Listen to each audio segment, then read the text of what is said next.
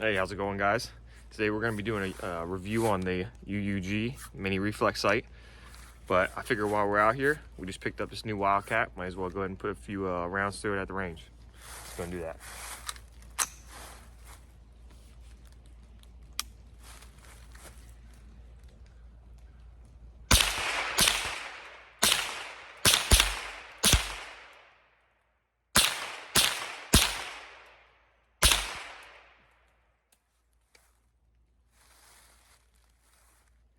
Yeah, not too bad. It's very, very nice shooting red dot, and I'm actually really liking this Wildcat here.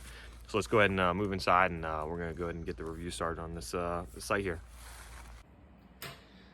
Hey, what's up, guys? So today we're going to be taking a look at the UUG mini reflex red dot sight. I have two different versions here. I have this guy right here, and this one I have mounted on my Wildcat. For the video purposes, probably just going to be taking a look at this one since this one's already mounted up. They have, I believe, 4 different versions. They're almost all identical. The biggest difference is the footprint of each one is slightly different. This one right here on the Wildcat is a RMR footprint, whereas this one I have down here on top of the box is a Doctor/VT footprint, which just changes the way that it actually mounts to the base. So they're very similar. There are slight styling differences you might be able to see here on the tops, and the buttons are both slightly different, but overall same function. They're almost identical otherwise. So what we're gonna do is we're gonna go ahead and get this one out of the way, and we're gonna take a bit closer look at this guy right here. So this is the 1080 model. The one I had mounted on the Wildcat there was the 1088 model. So let's go ahead and open the box and see how it comes. So first thing you notice, it's actually got a really nice durable hard case that it comes in. Open up the box. Normally it would be fitted right inside there. So everything that comes inside your box here, you're gonna have your adjustment tools, a little silica bag. We're gonna have our warranty information, this warranty card here. An additional base plate, an extra battery. Something to note is that when you receive the sight, it actually has a battery inside it already. Who knows how long it's been in there. It is actually a shake awake red dot sight, so as it's been through transit and whatnot, I'm sure it's been awake. But we'll dive into that a little bit here in a minute. So extra battery, your adjustment tool, which fits right here. Each click is 1 MOA. You have your elevation adjustment right here on the top, and you have your windage adjustment on the side here. Very nice. One thing to note here is a lot of sights don't have, they're kind of mushy when you turn them. I don't know if you guys can hear this. They're very definitive clicks. When you adjust it, it's a very definitive, you know you got a full click there. They're 1 MOA clicks, so it's not very fine adjustment. If you wanted a little bit finer, like quarter, half MOA, it's not on this guy. Open up the top cushion here.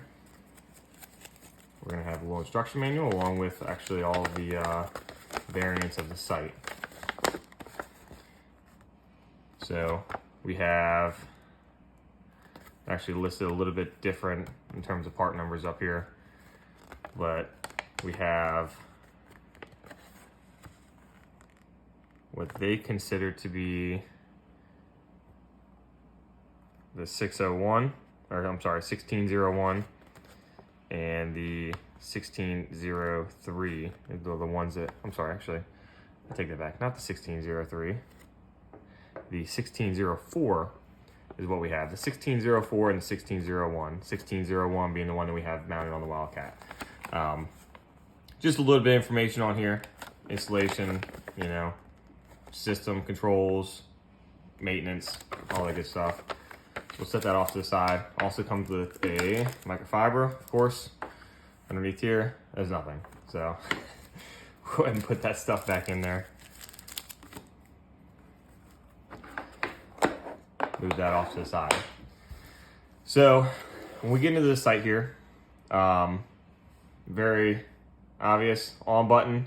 This on button also functions as a brightness up, and the side right here is brightness down. It's also an on button. You don't really need to use it. You can, it's shake awake. So anyone that's not familiar with what shake awake is as soon as you move this sight, as soon as it detects any movement, it automatically turns on.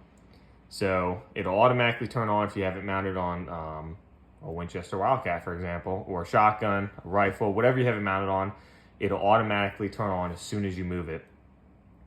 It also has an auto off function. It turns off after 2 minutes of not being used. So it won't kill your battery life. But if you are worried about battery life, this guy right here actually boasts a 50,000 hour battery life. So to translate that a little bit, 50,000 hours is 2,000 days or 5.5 years almost. So you have a long battery life on this guy,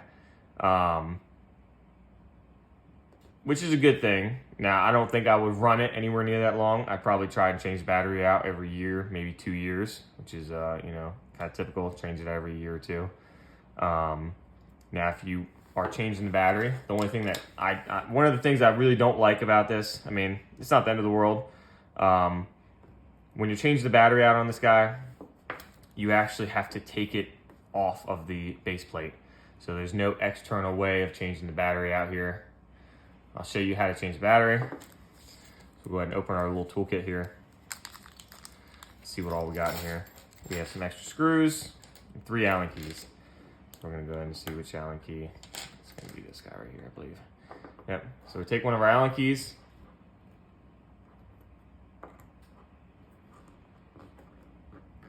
Loosen up these 2 screws on the top.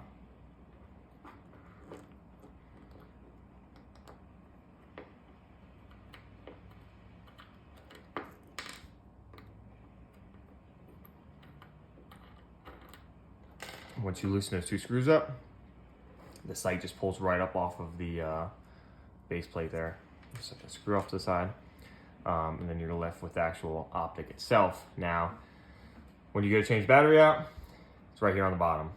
So this base plate, you can leave attached to whatever you have it mounted to, your rifle, for example. But you will have to remove this in order to replace the battery right here. It's a CR2032. In theory, you may not have to adjust your zero when you replace batteries, stick this back on, but I would not trust that. I would 100% recheck my zero, and you may have to adjust it slightly. It's got 2 dowels here on the front, which is part of the footprint of this one. Sits on there very snug when you tighten it back up. You really shouldn't probably have to adjust your zero, but I wouldn't trust that right off the bat. So that is one thing to consider. You are gonna have to pull that off anytime you change battery. So go ahead and snug that back up real quick. We'll have to get it real tight right now.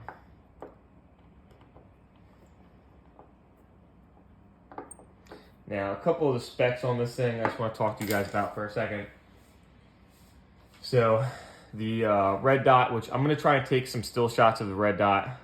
Unfortunately, through the camera, I might be able to get you to see the red dot, but it looks absolutely awful through the camera. It's actually a pretty crisp 2 MOA red dot. Let's see if we can get a picture on the camera. So right there, it looks humongous and it looks really blurry. In person, it does not look like that. So I'm gonna try and get some still shots of it. I'll probably post at the end of the end of the video some pictures of it, so you can see. Hopefully, I can get some quality shots to show you. It does. Not gonna lie, we're talking about a budget red dot here, so it does have some starburst. I mean, the red dot starbursts a little bit, especially at higher intensities. Lower intensities, it's actually pretty crisp. It's not perfect. We're talking about a red dot that, what does it retail for? Around $50. So for $50, getting a red dot sight that has shake awake is pretty impressive. It's pretty well-crafted red dot sight. Nice aircraft aluminum, I believe. So it has a 20 millimeter pick rail. Where you mount it, 20 millimeter pick rail. It weighs about 90 grams, so it's fairly lightweight. Maybe not the lightest on the market. If you go to some of your more expensive like Vortex, they're going to be a little bit lighter. It has a IPX65 waterproof rating, which means it is not submersible. It is rated to take water jets essentially to the front and rear of the glass without water intrusion, but it is not submersible. This is not a submersible optic. It's not completely waterproof, and they also rated up to 1000 G shockproof. We talked about the auto off, 2 minutes. We talked about the footprint. This one right here is a Doctor / VT footprint. The other one I have is a RMR footprint. Battery life we talked about. This also comes with a 1-year warranty. So if you have any problems with it, you can contact the manufacturer. They are supposedly very, very quick and very reasonable to work with. I've seen a lot of guys say that they will, if there's any issues, they'll send the brand new optic to them if it breaks or anything. So that's good. Now, if we're talking about the quality of the optic, I have one mounted here on the Winchester Wildcat. I've put probably about 500 rounds when it was mounted to the Wildcat. I probably put another 200 or 300 rounds. I had it mounted to a AR-15 and 223, and it's held up very well. I would not recommend putting this on a pistol. I don't think it's going to hold up. We're talking about a $50 optic here. For what it is, I think it's very good if you're going to use it for a 22 long rifle, if you're going to use it for a 223, something without a ton of recoil.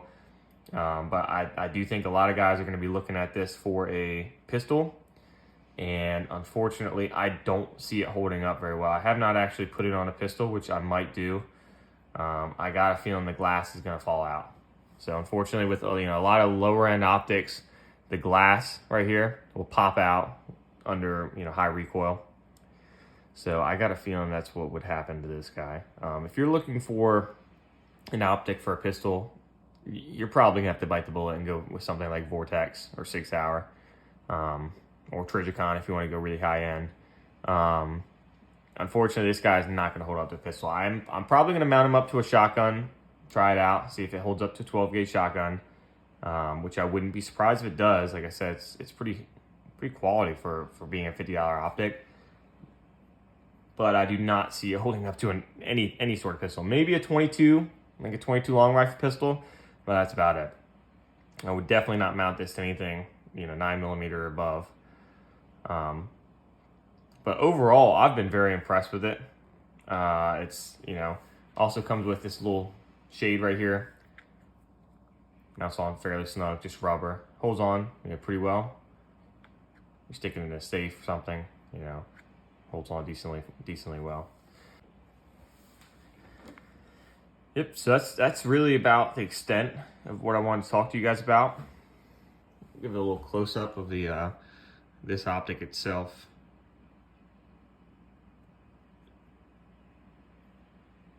It looks good. I mean, I'm not gonna lie, it's a good looking optic. There's that red dot again. Fortunately, it's terribly blurry.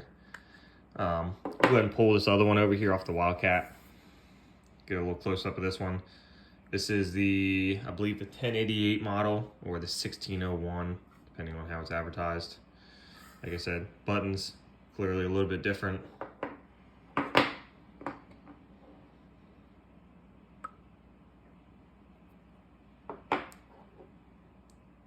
But I mean, they're almost identical. They boast the same functions. All of the series is shake awake, which is something you're not going to find in lower end optics very often. But it is nice. This one has it. I really like it so far. I've the battery's been great on it so far. Just put this out here for anybody that's going to be curious. It is empty. We'll go ahead and remove the mag just for safety purposes, but it is empty.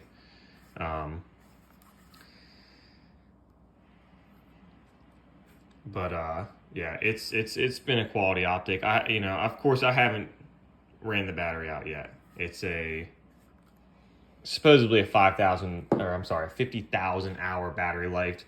So of course I've not been able to test that, but everything I've put it through, it's lasted. So if you guys, are curious to see, I'd be curious to maybe do a torture test on one of these, put it through the ringer, put it on a little bit, stronger recoil items. Like I said, I've had it on a 223 AR. I've had it on a 22 long rifle.